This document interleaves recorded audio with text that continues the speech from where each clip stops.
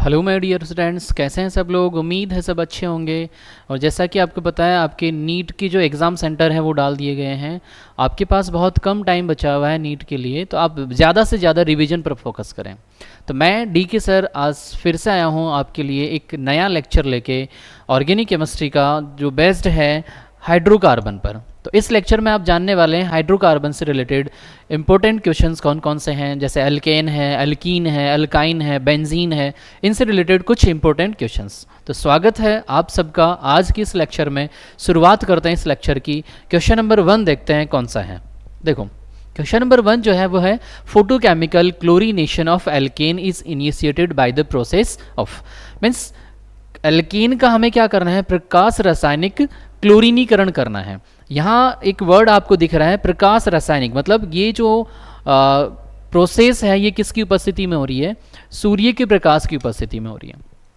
और सूर्य के प्रकाश की उपस्थिति में कोई भी रिएक्शन होती है तो उसमें होता है समांश विदलन, मतलब वहाँ पर होता है होमोलाइसिस,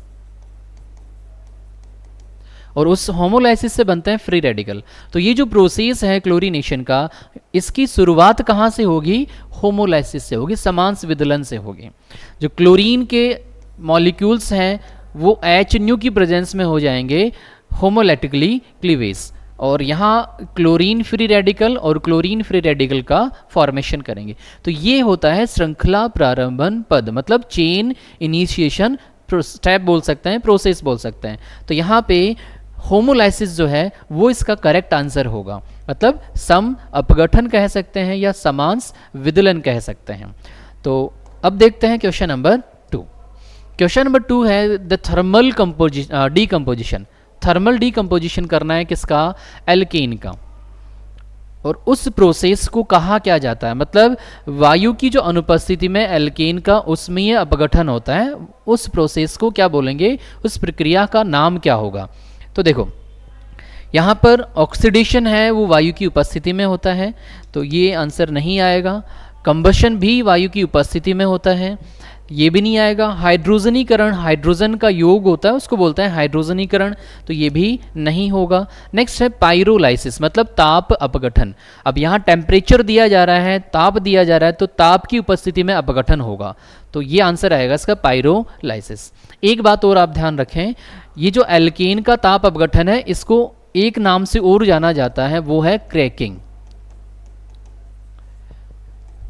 तो ये भी बहुत सी बार पूछ लिया जाता है कि एल्केन के ताप अपघटन को क्या कहा जाता है। ऑप्शंस में जो है वो पाइरोलाइसिस की जगह हो सकता है क्या आ जाए, क्रैकिंग आ जाए। तो ये भी आप ध्यान रखना, एल्केन के ताप अपघटन को क्या बोलते हैं, क्रैकिंग बोला जाता है। तो आंसर आ गया इसका 4th। देखते हैं next question number 3, decarboxylation of isobutyric acid. जो आइसोब्यूटेरिक एसिड है उसका हमें क्या करना है, वी कार्बोक्सिलीकरण करना है। तो ये जो प्रोसेस होता है वी कार्बोक्सिलीकरण, ये होता है सोडा लाइम की उपस्थिति में। अब आइसोब्यूटारिक अम्ल होता है कौन सा है, आइसो का मतलब होता है सेकंड कार्बन पर एक कार्बन आएगा, और ब्यूट दे रखा है इसका मतलब एक कार्बन और आएगा, 4 कार्बन होंगे टोटल। एसिड बनाना है तो किसी भी कार्बन को आप क्या बना दो, COOH बना दो, तो ये बन गया आइसोब्यूटारिक एसिड। इसका हमें डी कार्बोक्सिलीकरण करना है। डी कार्बोक्सिलीकरण होता है सोडा लाइम की प्रेजेंस में। अब सोडा लाइम अगर अपन देखें तो सोडा लाइम होता है NaOH और CaO। डी कार्बोक्सिलीकरण का मतलब होता है कि ये CO2 को यहाँ से क्या करेगा, रिमूव करेगा। तो जब यहाँ से अपन CO2 को रिमूव कर देंगे तो ये हाइड्रोजन यहाँ पर ऐड हो जाएगा, और ये जो कंपाउंड बनेगा इस तरह से आ जाएगा, ये 3 कार्बन का एक एल्कीन बनेगा, और 3 कार्बन का एल्कीन जो होता है वो कौन सा होता है, प्रोपेन। तो यहाँ पर अगर अपन ऑप्शंस देखें तो इसका आंसर क्या आ जाएगा, प्रोपेन 3rd आंसर होगा। चलिए next question number 4, ozonolysis of 2 methyl ब्यूट-2-ईन। सबसे पहले तो इस कंपाउंड की स्ट्रक्चर बनाते हैं। तो देखो किसी भी कंपाउंड की अगर आप स्ट्रक्चर बना रहे हैं तो सबसे पहले उसमें वर्ड रूट देखना होगा। वर्ड रूट आ रहा है ब्यूट, ब्यूट मीन्स होते हैं 4 carbon, 1 carbon, 2 carbon, 3 carbon, 4 carbon. उसके बाद ईन आ रहा मीन्स डबल बॉन्ड बनाना है, वो भी कौन से कार्बन पर, सेकंड कार्बन पर, और एक प्रतिस्थापी लगा हुआ है सेकंड पर, मिथाइल ग्रुप लगा हुआ, तो एक अपन ने मिथाइल भी लगा दिया। इसका हमें क्या करना है, ओजोनोलाइसिस करना है, मतलब ओजोनी अपघटन करना है। तो ओजोनी अपघटन होता है O3 की प्रेजेंस में, ओजोन की प्रेजेंस में, और एक पेरोक्साइड भी लिया जाता है यहाँ पे। तो यहाँ पर देखो O3 की प्रेजेंस में अगर इसका ओजोनोलाइसिस करेंगे, डायरेक्ट मैं एक शॉर्टकट बता देता हूँ आपको। तो आपको क्या करना है, यहाँ से इस बॉन्ड को ब्रेक करना है, डबल बॉन्ड को ब्रेक करो और दोनों साइड में क्या ऐड कर दो, ऑक्सीजन ऐड कर दो। इधर भी ऑक्सीजन आ जाएगा और इधर भी ऑक्सीजन आ जाएगा। तो यहाँ ये जो कंपाउंड बन रहा है वो कौन सा बन रहा है, कीटोन। और इस साइड जो कंपाउंड बनेगा वो कौन सा बनेगा, एल्डिहाइड। मीन्स एक कीटोन बनेगा और एक क्या बनेगा, एल्डिहाइड बनेगा। चलिए ऑप्शंस देखते हैं क्या क्या दे रखे हैं। ओनली एल्डिहाइड, केवल एल्डिहाइड, तो ये केवल एल्डिहाइड तो नहीं बन रहा है, यहाँ तो दोनों बन रहे हैं, तो ये तो नहीं होगा। ओनली कीटोन, ये भी नहीं होगा। Next, both aldehyde and ketones, aldehyde भी होगा और कीटोन भी होगा। तो थर्ड आंसर आ जाएगा, एक एसीटोन बनेगा और एक एसिटैल्डिहाइड बनेगा। 3 कार्बन का कीटोन एसीटोन होगा, 2 कार्बन का एल्डिहाइड एसिटैल्डिहाइड हो जाएगा। तो इसका आंसर आ जाएगा बोथ एल्डिहाइड एंड कीटोन्स। चलिए नेक्स्ट क्वेश्चन नंबर 5। एक एल्कीन आपको गिवन है, मतलब कौन सा एल्कीन है ये आपसे पूछा गया है। B2H6 से रिएक्शन करवा रहे हैं, फिर पेरोक्साइड से इसकी रिएक्शन करवा रहे हैं, और यहाँ बोल रखा है कि एक 2 डिग्री अल्कोहल बन रहा है। तो आपको ये बताना है कि वो कौन सा एल्कीन है जिससे 2 डिग्री अल्कोहल बन जाए। तो देखो ये डाइबोरेन होता है और ये पेरोक्साइड की प्रेजेंस में किया जा रहा है। तो इसका मतलब यहाँ पर हाइड्रेशन होगा, जल का योग होगा, यहाँ पे H और OH को ऐड करना है हमें, वो भी किसके अकॉर्डिंग, एंटी मार्कोनिकोव रूल के अकॉर्डिंग। यहाँ जो रूल लगेगा वो कौन सा लगेगा, एंटी मार्कोनिकोव रूल लगेगा। तो ऐसा ऑप्शंस में दे रखे हैं आपके पास, तो आप इनमें एंटी मार्कोनिकोव के अकॉर्डिंग H2O का योग करो। तो देखो यहाँ अगर अपन H2O का योग करते हैं अकॉर्डिंग टू AM के रूल, तो AMK का मतलब होता है कि जो नेगेटिव पार्ट होता है वो हायर हाइड्रोजन पर ऐड होगा। तो यहाँ OH ऐड होगा और यहाँ H ऐड होगा। तो अगर ये अल्कोहल चेक करें तो ये तो 1 डिग्री अल्कोहल है, 2 डिग्री अल्कोहल तो नहीं है, तो ये ऑप्शन तो नहीं आएगा। चलिए सेकंड ऑप्शन देखते हैं। यहाँ भी AM के रूल के अकॉर्डिंग आएगा, तो यहाँ OH आ जाएगा और यहाँ H आ जाएगा। तो ये भी ऑप्शन सही नहीं है, ये भी रॉन्ग है। नेक्स्ट, इसको अगर अपन देखें तो यहाँ ये हायर हाइड्रोजन है, यहाँ पर OH ऐड होगा, यहाँ पर H ऐड होगा, तो ये भी 1 डिग्री अल्कोहल हो गया, तो ये भी नहीं होगा। यहाँ देखो, यहाँ डबल बॉन्ड पर अगर अपन OH और H ऐड करें तो यहाँ OH और यहाँ H ऐड करेंगे, तो ये जो अल्कोहल है ये कितने डिग्री आ गया, 2 डिग्री अल्कोहल आ गया। तो इसका जो आंसर आएगा वो कौन सा आएगा, 4th आंसर आ जाएगा। क्लियर है। चलिए next question number 6। Hydration of CH triple bond CH in presence of H2SO4 and HgSO4। H2SO4 और HgSO4 की प्रेजेंस में इसका क्या करना है, हाइड्रेशन मतलब होता है कि जल का योग करना है। जल योजन मतलब हो गया जल का योग करना है, किसका, इसके ऊपर। तो यहाँ देखो जल मतलब होता है H और OH, ये नेगेटिव और ये पॉजिटिव। बॉन्ड ब्रेक करेंगे अपन और एक कार्बन पर H और दूसरे कार्बन पर OH ऐड कर देंगे, तो जो कंपाउंड बनेगा वो बनेगा CH2 डबल बॉन्ड CH और यहाँ क्या आ जाएगा OH, इस तरह से बनेगा। अब ये जो कंपाउंड है यह है इनॉल। इन और ऑल मीन्स डबल बॉन्ड और OH एक ही कार्बन पे है, सेम कार्बन पे है, तो ये आ गया इनॉल। इनॉल फॉर्म जो होती है वो लेस स्टेबल होती है, तो ये क्या होगी, टोटोमराइज हो जाएगी, इसमें चलाव्यवता होगी और ये कन्वर्ट हो जाएगा कीटो ग्रुप में। किस तरह से, ये जो बॉन्ड के इलेक्ट्रॉन्स है यहाँ ट्रांसफर हो जाएंगे और ये इलेक्ट्रॉन्स यहाँ ट्रांसफर हो जाएंगे और ये जो हाइड्रोजन है ये इस कार्बन पे ट्रांसफर हो जाएगा। तो यहाँ जो कंपाउंड बनेगा वो आ जाएगा CH3 C double bond OH, means किसका फॉर्मेशन हो गया, एसिटैल्डिहाइड का फॉर्मेशन हो गया। ऑप्शंस अपन चेक कर सकते हैं, ये कीटोन है ये नहीं होगा, ये आ गया CH3CHO, ये आंसर हो जाएगा, ये भी नहीं होगा और ये भी नहीं होगा। 2 कार्बन का एक एल्डिहाइड बनेगा acetaldehyde. Clear. Next question number 7 है, propyne is formed by heating 1,2-डाइब्रोमोप्रोपेन विद, मतलब 1,2-डाइब्रोमोप्रोपेन को क्या करना है, हमें हीट देना है और उससे प्रोपाइन बन जाता है।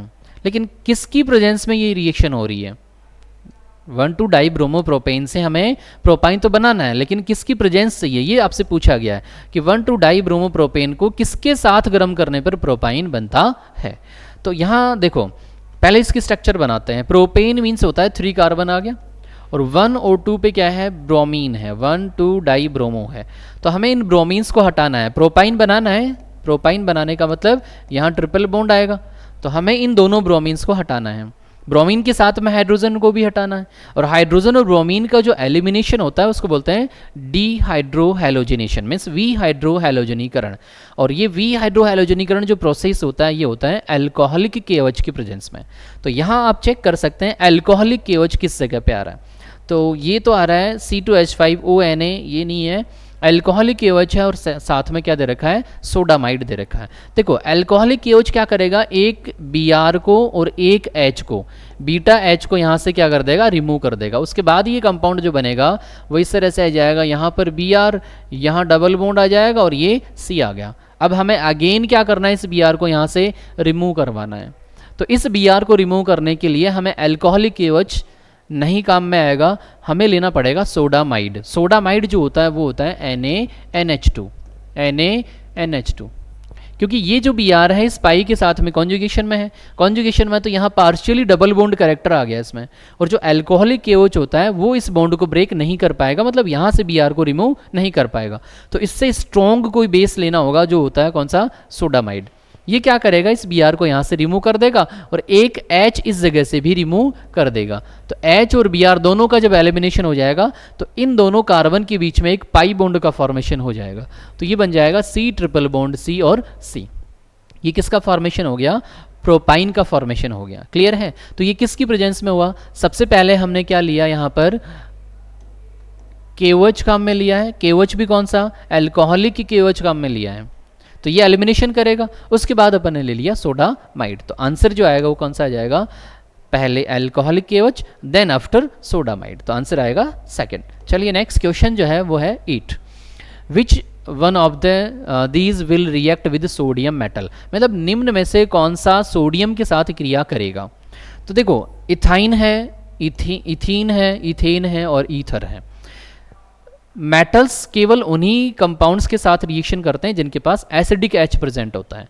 अब यहाँ अगर अपन चेक करें तो देखो ईथर होगा, कोई भी ईथर ले लेते हैं, जैसे डाई मिथाइल ईथर लिया, इसके पास कोई भी एसिडिक H प्रेजेंट नहीं है, कोई भी मोर इलेक्ट्रोनेगेटिव से डायरेक्टली अटैच नहीं है, तो ये तो नहीं करेगा रिएक्शन।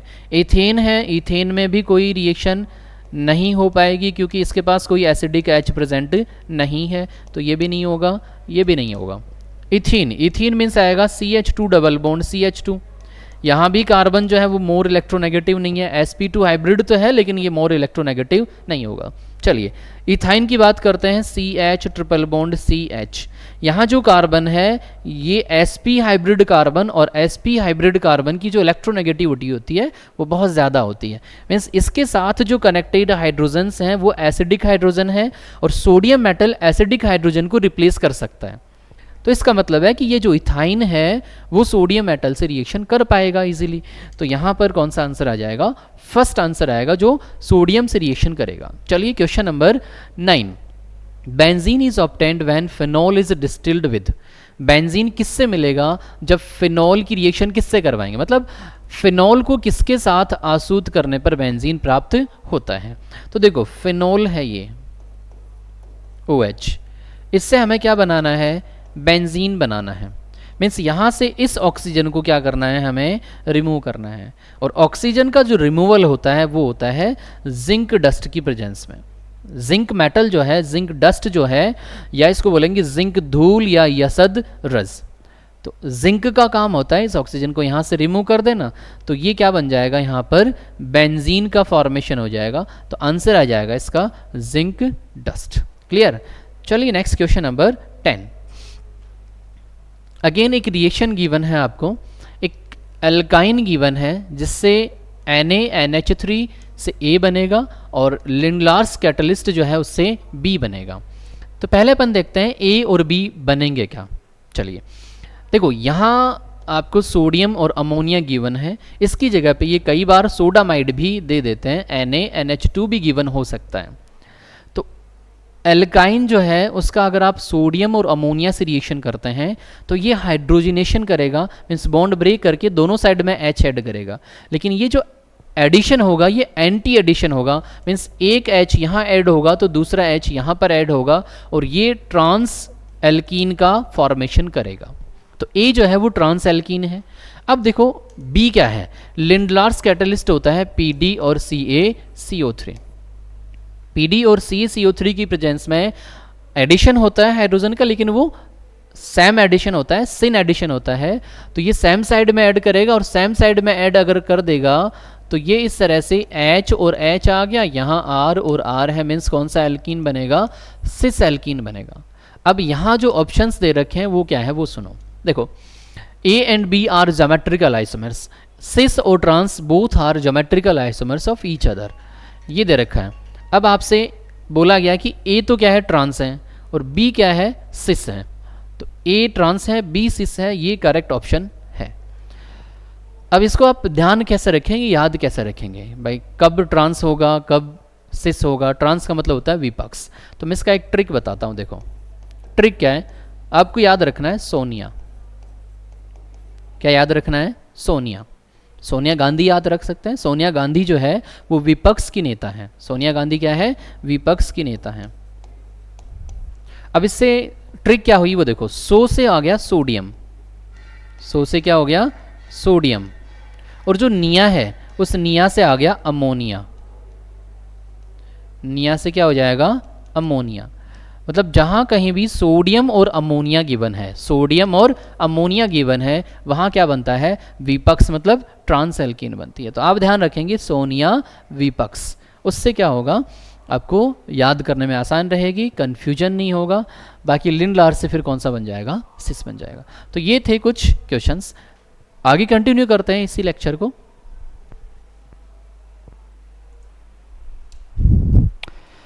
चलिए next question number 11, propyne and propene can be distinguished by. Propyne और प्रोपीन में विभेद किससे किया जा सकता है, ये पूछा गया है। तो देखो, प्रोपाइन है और प्रोपीन है। प्रोपाइन मीन्स आएगा C ट्रिपल बॉन्ड C और C। प्रोपीन जो होगा वो इस तरह से आएगा। इन दोनों में विभेद कैसे किया जा सकता है, यहाँ 4 ऑप्शंस दे रखे हैं। देखो, H2SO4 है वो दोनों से ही रिएक्शन नहीं करेगा। Br2CCl4 जो है वो दोनों से ही रिएक्शन कर लेगा, तो इससे भी नहीं कर सकते। डाइल्यूट KMnO4 है वो भी रिएक्शन कर लेगा। अब देखो, AgNO3 इन NH4OH, ये होता है टोलेंस रिएजेंट, और ये टोलेंस रिएजेंट जो एसिडिक H है उसी के साथ रिएक्शन करेगा। मीन्स ये जो एल्काइन है, प्रोपाइन है, उसके साथ रिएक्शन करेगा, प्रोपीन जो है उसके साथ रिएक्शन नहीं करेगा। तो ये तो टेस्ट दे देगा, ये वाला टेस्ट नहीं दे पाएगा। तो इस तरह से अपन इस AgNO3 और NH4OH अमोनिकल सिल्वर नाइट्रेट जो है उससे अपन इन दोनों में विभेद कर सकते हैं। तो इसका जो आंसर आएगा वो कौन सा आएगा, 4th ऑप्शन आएगा। चलिए नेक्स्ट क्वेश्चन नंबर 12। यहाँ एक कॉलम दे रखे हैं, 2 कॉलम दे रखे हैं, कुछ रिएक्शंस गिवन है और कुछ उनके नेम गिवन है। इनको आपको करेक्ट मैच करना है। देखो, सबसे पहला रिएक्शन है RCOONA, उसका किया गया इलेक्ट्रोलाइसिस, तो उससे हमें एक एल्केन मिला। तो यहाँ खुद ही दे रखा है इलेक्ट्रोलाइसिस, तो ये तो क्या आ जाएगा, इलेक्ट्रोलाइसिस आ जाएगा। मीन्स जो A है उसका आंसर आएगा Q। सेकंड है, सोडा लाइम की प्रेजेंस में रिएक्शन हो रही है, यहाँ से अपन को एक CO2 निकालना है, मतलब V कार्बोक्सिलीकरण करना है, उससे क्या मिलेगा, एक एल्केन मिलेगा, और इस रिएक्शन का नेम होता है ऑकवुड रिएक्शन। ठीक है, ऑकवुड डिग्रेडेशन होता है इस रिएक्शन का नेम। नेक्स्ट, कार्बोक्सिलिक एसिड की रिएक्शन कर रहे हैं अपन AgOH और Br2 के साथ में हीट देके, तो ये जो रिएक्शन है इसका प्रोडक्ट बन रहा है RBr, और इस रिएक्शन का जो नेम है वो होता है होन्स-डाइकर रिएक्शन। मीन्स जो C है उसका आ जाएगा S। लास्ट बचा अपने पास RX की R2CuLi से, इसको गिलमेंस रिएजेंट बोला जाता है, और ये जो रिएक्शन है जिससे R का फॉर्मेशन हो रहा है, ये होती है कोरे हाउस रिएक्शन। मीन्स जो D है उसका हो जाएगा P। तो A का Q है, B का R है, और C का S है, और D का क्या है, P है। मीन्स फर्स्ट जो ऑप्शन है वही क्या हो जाएगा, अपना सही आंसर हो जाएगा, बाकी सारे रॉन्ग आंसर हो गए। क्लियर है। चलिए नेक्स्ट क्वेश्चन नंबर 13। एक एल्काइन आपको गिवन है, और इस एल्काइन का HgSO4 और डाइल्यूट H2SO4 से रिएक्शन करवानी है। यहाँ जब भी H2SO4 और HgSO4 होता है, एल्काइन के ऊपर हमें HOH का एडिशन करना है, मतलब जल योजन करना होता है। तो यहाँ से बॉन्ड ब्रेक करेंगे, एक साइड H ऐड करेंगे और एक साइड OH ऐड करेंगे। अब देखो, यहाँ हमें OH ऐड करना होगा और इस जगह पे H ऐड करना होगा। उसके बाद बनेगा ये इनॉल, C6H5C, यहाँ OH आ गया, डबल बॉन्ड CH, और ये आ जाएगा CH3। इसके बाद इसका होगा टोटमराइजेशन, ये इधर जाएगा और ये इधर जाएगा, और यहाँ पे क्या हो जाएगा, H का ट्रांसफ़र हो जाएगा। तो इससे जो कंपाउंड मिलेगा अपन को वो कौन सा मिल जाएगा, C6H5C डबल बॉन्ड O, और यहाँ CH2, और ये आ जाएगा CH3। ये वाला कंपाउंड मिलेगा हमें। अब ये ऑप्शन में कहाँ पर आ रहा है ये देख सकते हैं। देखो फर्स्ट ऑप्शन है ये C6H5 हो गया, ये CO ग्रुप आ गया, फिर CH2 और ये CH3, मीन्स फर्स्ट ऑप्शन जो होगा वो करेक्ट आंसर होगा, बाकी सारे रॉन्ग होंगे। क्लियर। चलिए नेक्स्ट देखते हैं अपन क्वेश्चन नंबर 14। H2 का एडिशन करना है PD की प्रेजेंस में। तो ये जो एडिशन होता है ये सिन एडिशन होता है। सिन मीन्स होता है सेम साइड आपको ऐड करना है हाइड्रोजन्स को। देखो फर्स्ट ऑप्शन में हाइड्रोजन दे रखे हैं लेकिन कोई स्टीरियो नहीं दे रखा, तो ये ऑप्शन नहीं आएगा। सेकंड है इसमें H और एक दूसरा H है, ये एंटी एडिशन कर दिया, एक को वेज पे ऐड किया, एक को डैश और वेज पे ऐड कर रखा है, तो ये भी नहीं होगा। यहाँ देखो दोनों ही H को कहाँ ऐड किया गया, डैश पोजीशन पर ऐड किया गया, मीन्स ये सिन एडिशन है, तो इसका जो आंसर आएगा वो आ जाएगा थर्ड। Next question number 15। कुछ XYZ जो है वो आपसे पूछे गए हैं, कुछ रिएक्शंस हैं, कुछ रिएजेंट्स हैं, देखते हैं। सबसे पहला है CH3Br, सोडियम और ईथर से जो रिएक्शन हो रही है वो हो रही है वुड्स रिएक्शन। तो वुड्स रिएक्शन में क्या करना है अपन को, यहाँ से 2 मॉलिक्यूल्स लेने हैं, NaBr यहाँ से रिमूव कर लेंगे, और जो CH3 है ये 2 टाइम्स ऐड हो जाएगा, मतलब इथेन का फॉर्मेशन होगा। उसके बाद Br2H न्यू दे रखा है, तो ये क्या करेगा, यहाँ से H को रिप्लेस करेगा Br, तो ये बना देगा CH3CH2 और ये आ गया Br। अगेन Na और ईथर दे दिया, तो ये क्या करेगा, फिर से वुड्स रिएक्शन करके यहाँ बन जाएगा CH3 CH2 CH2 और CH3। तो ऊपर वाले जो क्वेश्चंस हैं उनमें X, Y और Z हमें पता लग गए। सेकेंड क्वेश्चन का देखते हैं। NaOH से रिएक्शन कर रहे हैं, तो यहाँ से H और यहाँ से OH रिमूव करेंगे, और ये यहाँ Na ऐड हो गया, तो ये बन जाएगा सोडियम एसीटेट, CH3COO Na। उसके बाद सोडा लाइम से रिएक्शन करवा रहे हैं, तो ये डी कार्बोक्सिलेशन करेगा, यहाँ से Na2CO3 को रिमूव करेगा, और ये H यहाँ पे ऐड होके बना देगा CH4, मीथेन बन जाएगा। अब मीथेन का Br2H न्यू से करवाया, तो एक H को रिप्लेस करके ये बना देगा CH3Br। क्लियर। अब यहाँ ऑप्शंस चेक कर सकते हैं। देखो CH4 नहीं आएगा, CH3 आ गया, फिर CH4 ये भी नहीं होगा, CH3 नहीं होगा, CH3 आ गया, फिर CH3 आ गया, और फिर ये आ गया ब्यूटेन, मतलब ये ठीक है। सेकंड में आ रहा है सोडियम एसिटेट आ गया, यहाँ पे CH3COONA, फिर CH4 बन रहा है, और फिर CH3Br बन रहा है, मतलब फोर्थ आंसर जो आएगा वो करेक्ट आंसर आएगा इसके लिए। चलिए नेक्स्ट क्वेश्चन नंबर 16। देखो यहाँ पर H2SO4 और हीट दे रखा है, तो ये एलिमिनेशन रिएक्शन करेगा। एलिमिनेशन के लिए सबसे पहले अपन को यहाँ से OH को रिमूव करना पड़ेगा, और OH को रिमूव करने के बाद यहाँ बनेगा एक कार्बोकेटाइन। अब यहाँ पर कार्बोकेटाइन जो बना है या पॉजिटिव चार्ज है वो रिंग की क्या आ रहा है, बाहर की तरफ आ रहा है। तो आउट ऑफ द रिंग अगर पॉजिटिव चार्ज होता है तो हमें रिंग एक्सपेंड करनी है, और 4 मेंबर्ड रिंग जो होती है वो एक्सपेंड होकर 5 मेंबर्ड में कन्वर्ट हो जाती है। मीन्स ये जो कार्बोकेटाइन बना है ये 5 मेंबर्ड रिंग में कन्वर्ट हो जाएगा इस तरह से, और एक कार्बन पर आ जाएगा पॉजिटिव चार्ज। क्लियर। अब हमें क्या करना है, NBS करना है। NBS से पहले हमें एलिमिनेशन करना पड़ेगा बीटा हाइड्रोजन का, तो यहाँ से या फिर यहाँ से अपन हाइड्रोजन को क्या कर सकते हैं, रिमूव कर सकते हैं। तो इन हाइड्रोजन को अगर रिमूव करेंगे तो ये बन जाएगा साइक्लोपेंटीन इस तरह से। अब हमें NBS होता है N bromo succinimide, NBS N bromo succinimide है, ये अलाइलिक सब्स्टिट्यूशन करता है। अलाइलिक सब्स्टिट्यूशन का मतलब हो गया इस डबल बॉन्ड के पास वाले जो कार्बन है वहां से अपन को हाइड्रोजन रिप्लेस करना है ब्रोमीन से। तो या तो यहाँ से आप हाइड्रोजन को रिप्लेस करो या फिर यहाँ से आप हाइड्रोजन को रिप्लेस करो। तो अगर अपन हाइड्रोजन रिप्लेस करके Br ऐड करें तो ये कंपाउंड इस तरह से आएगा। और ये कौन सा ऑप्शन है ये अपन चेक कर सकते हैं। पहला रॉन्ग है, सेकंड रॉन्ग है, थर्ड जो आएगा ये करेक्ट आंसर आ जाएगा, फोर्थ रॉन्ग हो गया। तो इस तरह से इस क्वेश्चन का जो आंसर आएगा ये आएगा थर्ड।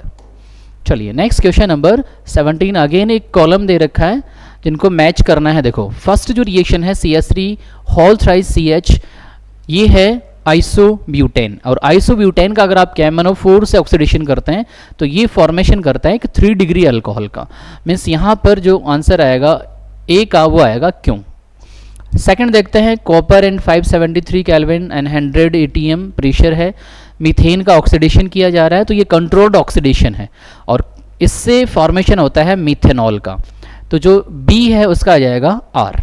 चलिए नेक्स्ट, मोलिब्डेनम ऑक्साइड है, मोलिब्डेनम ऑक्साइड जो है ये बनाता है फॉर्मेल्डिहाइड, तो इस सी का आंसर आएगा एस। और जो लास्ट ऑप्शन है मीथेन का मैग्नीज एसीटेट की प्रेजेंस में ऑक्सीडेशन किया जा रहा है, ये बनाएगा कार्बोक्सिलिक एसिड। तो इसका अगर अपन ऑप्शन देखें तो ए का आ रहा है क्यों, ए का आ रहा है क्यों, ये यहाँ सेकंड ऑप्शन जो है उसमें आ रहा है ए का क्यों। फिर बी जो है उसका आर आ रहा है तो बी का आर आ गया, सी जो है उसका आ रहा है एस तो सी के लिए एस हो गया, और जो डी है उसके लिए आएगा पी, तो डी के लिए क्या आ गया पी। मतलब ऑप्शन नंबर 2 जो होगा वो करेक्ट ऑप्शन होगा इस क्वेश्चन के लिए। चलिए next question number 18, elimination reactions of 2-ब्रोमोपेंटेन टू फॉर्म पेंट-2-इन। अब ये जो रिएक्शन दे रखी है ये एलिमिनेशन है, कौन से टाइप का एलिमिनेशन है ये ध्यान रखना है, ये एक बीटा एलिमिनेशन रिएक्शन है। तो फर्स्ट ऑप्शन सही है, फॉलोज सैडजेफ रूल। देखो 2-ब्रोमोपेंटेन अगर अपन बनाते हैं 1 2 3 4 5 और 2 पर क्या कर दिया अपन ने ब्रोमो, इससे बन रहा है 2-पेंटीन। यहाँ से इस Br को हटाने के बाद अपने पास बीटा हाइड्रोजन्स इस जगह पर भी है और इस जगह पर भी है, तो हमें बीटा कौन सा लेना है जिससे कि एक स्टेबल एल्कीन बने, मोर सब्स्टिट्यूटेड एल्कीन बने, और ये जो रूल है ये होता है सैडजेफ रूल। यहाँ से प्रोडक्ट जो बन रहा है वो इस तरह से बन रहा है, ये एल्कीन बन रहा है, मोर सब्स्टिट्यूटेड एल्कीन है ये, तो ये अकॉर्डिंग टू सैडजेफ रूल बनता है प्रोडक्ट। तो यहाँ पर बी जो है वो भी करेक्ट है। थर्ड देखो, डीहाइड्रोहैलोजिनेशन, यहाँ से एक हैलोजन का रिमूवल किया गया और एक हाइड्रोजन का रिमूवल किया गया, हाइड्रोजन और हैलोजन दोनों जब रिमूव हो रहे हैं तो उसको बोला गया डीहाइड्रोहैलोजिनेशन। मीन्स थर्ड भी क्या है करेक्ट है। फोर्थ दे रखा है डीहाइड्रेशन, तो डीहाइड्रेशन तो नहीं होगा, डीहाइड्रेशन मीन्स होता है निर्जलीकरण, H2 का एलिमिनेशन नहीं हो रहा यहाँ पर, तो फोर्थ क्या है रॉन्ग है। अब ऑप्शंस चेक कर लेते हैं, ए बी और सी क्या है करेक्ट है। ए बी डी आ रहा है, यहाँ पे ये नहीं होगा, ए बी सी आ रहा है ये करेक्ट होगा, ये भी नहीं होगा, और बी सी डी ये भी नहीं होगा, तो आंसर आएगा कौन सा सेकंड। चलिए next question number 19, consider the following reactions and identify the product. देखो ये जो रिएक्शन है इसमें आपको अल्कोहल पर HBr की रिएक्शन करवानी है, तो अल्कोहल पर जब HBr की रिएक्शन करवानी होती है तो सबसे पहले हमें यहाँ से इस OH को रिमूव करना है, OH को रिमूव करने के बाद यहाँ पॉजिटिव चार्ज जनरेट होगा और ये कार्बोकेटाइन का फॉर्मेशन होगा जो होगा 2 डिग्री कार्बोकेटाइन। अब इस कंपाउंड में मोर देन 2 डिग्री के कार्बोकेटाइन पॉसिबल है, तो हमें क्या करना है इस 2 डिग्री का 3 डिग्री में रीअरेंजमेंट करना है बाई हाइड्राइड शिफ्टिंग। तो ये जो H है ये यहाँ शिफ्ट होके एक 3 डिग्री मोर स्टेबल कार्बोकेटाइन का फॉर्मेशन कर देगा CH2CH3। अब यहाँ पे जो Br है उस Br का अटैक होगा, ये जो रिएक्शन है ये टाइप है कौन सा NSR, मतलब न्यूक्लियोफिलिक सब्स्टिट्यूशन रिएक्शन हो रही है यहाँ पर NSR, एक न्यूक्लियोफाइल है वो सब्स्टिट्यूट कर रहा है किसको OH को, तो पहले क्या होगा यहाँ से OH निकलेगा और उसके बाद Br का अटैक होके यहाँ पर क्या लग जाएगा Br लग जाएगा। तो अब Br देखो कहाँ पर आ रहा है 3 डिग्री वाला कंपाउंड बन रहा है, ये रहा 3 डिग्री, ये ऑप्शन आ जाएगा इसका करेक्ट आंसर। क्लियर। चलिए नेक्स्ट आगे देखते हैं, असर्सन रीजन का एक क्वेश्चन है, melting point of neopentane. Neopentane का जो मेल्टिंग पॉइंट है is greater than N pentane, N pentane से क्या है ज्यादा है, but boiling point of N pentane is greater than neopentane. Boiling point होता है एन पेंटेन का वो ग्रेटर होता है। देखो यहाँ जो बात हो रही है वो मेल्टिंग पॉइंट और बॉइलिंग पॉइंट की हो रही है। मेल्टिंग पॉइंट किसका ज़्यादा बताया गया, नियोपेंटेन का ज़्यादा बताया गया। नियोपेंटेन जो है उसका ग्रेटर है किससे, एन पेंटेन से, एन पेंटेन। और जो बॉइलिंग पॉइंट हुआ है वो है एन पेंटेन का ग्रेटर नियोपेंटेन से। तो अब ये स्टेटमेंट करेक्ट है या नहीं है ये हमें चेक करना है। एक बार रीजन पढ़ लेते हैं। Melting point depends upon packing in crystal lattice. Melting point जो है वो डिपेंड करेगा, मेल्ट का मतलब होता है कि सॉलिड टू लिक्विड, और कोई भी सॉलिड है तो उसमें क्लोजली पैक्ड रहेंगे, जो भी कॉन्स्टिट्यूएंट पार्टिकल्स होते हैं वो बिल्कुल पैक रहते हैं एक दूसरे से। तो पैकिंग पे डिपेंड करता है मेल्टिंग पॉइंट। तो ये बात सही है यहाँ पर। दूसरा है boiling point depends upon surface area of the molecule. Boiling point means होता है लिक्विड टू वेपर। अब ये डिपेंड करेगा किस पे, सरफेस एरिया। जो भी सरफेस एरिया है, जो कांटेक्ट एरिया है, जहां वंडरवॉल फोर्स ऑफ अट्रैक्शन लग रहे हैं, उसके ऊपर डिपेंड करेगा बॉइलिंग पॉइंट। तो ये सरफेस एरिया जितना ज़्यादा होगा उतना ही कांटेक्ट एरिया ज़्यादा होगा, और जितना कांटेक्ट एरिया ज़्यादा होगा उतना ही बॉइलिंग पॉइंट क्या होगा, ज़्यादा होगा। तो अगर अपन बात करें एन पेंटेन और नियोपेंटेन की, तो एन पेंटेन का जो सरफेस एरिया है वो क्या होता है, ज़्यादा होता है। नियोपेंटिक स्फेरिकल शेप में आ जाता है, और स्फेयर का जो कॉन्टैक्ट एरिया होता है वो कम होता है बजाय किसके, एक बोल सकते हैं अपन रेक्टेंगल के। तो एक सरफेस एरिया क्या हो गया, उसका ज़्यादा आ गया। इस वजह से इसका एन पेंटेन का क्या होगा, बॉइलिंग पॉइंट ज़्यादा होगा नियोपेंटेन से। और नियोपेंटेन जो है उसका जो पैकिंग है वो ज़्यादा हो पाएगी बजाय किसके, एन पेंटेन के, क्योंकि मोर क्लोजली पैक हो जाएगा। नियोपेंटेन साइज में उसका कम हो गया तो ये मोर क्लोजली पैक होगा, और क्लोजली पैक हो जाएगा तो इसका मेल्टिंग पॉइंट ज़्यादा आ जाएगा। तो ये स्टेटमेंट भी करेक्ट है, और इसका जो रीज़न दे रखा है वो भी करेक्ट है। इसका जो आंसर आएगा, both assertion and reason are true, the reason is correct explanation of the assertion. Means ये इसका करेक्ट आंसर होगा। इसका एक बार हिंदी वर्जन भी अपन देख लेते हैं। क्या क्वेश्चन है, सुनो। कथन क्या है कि नियोपेंटेन का गलनांक एन पेंटेन से अधिक होता है। नियोपेंटेन का एन पेंटेन से क्या है, ज्यादा है। किसकी बात हो रही है, गलनांक की बात हो रही है। दूसरा, एन पेंटेन का जो क्वथनांक है वो नियोपेंटेन से क्या है, अधिक है। एन पेंटेन का क्वथनांक ज्यादा है, नियोपेंटेन का गलनांक ज्यादा है, ये बोला गया है। अब दूसरा बोला गया है, इसका रीजन जो कारण जो है वह गलनांक क्रिस्टल जालक में पैकिंग पर निर्भर करता है, पैकिंग पर ही निर्भर कर रहा है। दूसरा, क्वथनांक जो है वो सतही क्षेत्रफल पर निर्भर कर रहा है। तो ये बात बिल्कुल सही है। तो इसका जो आंसर आएगा वो आ जाएगा फर्स्ट। तो ये थे कुछ इंपॉर्टेंट क्वेश्चंस जो रिलेटेड थे हाइड्रोकार्बन से। उम्मीद है ये आपके लिए बहुत बेनिफिशियल होंगे, आपको अच्छे लगे होंगे। तो इसी तरह से आप वीडियोस को देखते रहिए और अपने नॉलेज को इंक्रीज़ कीजिए, अपनी रैंक को इंक्रीज़ करिए। Thank you for watching, keep watching.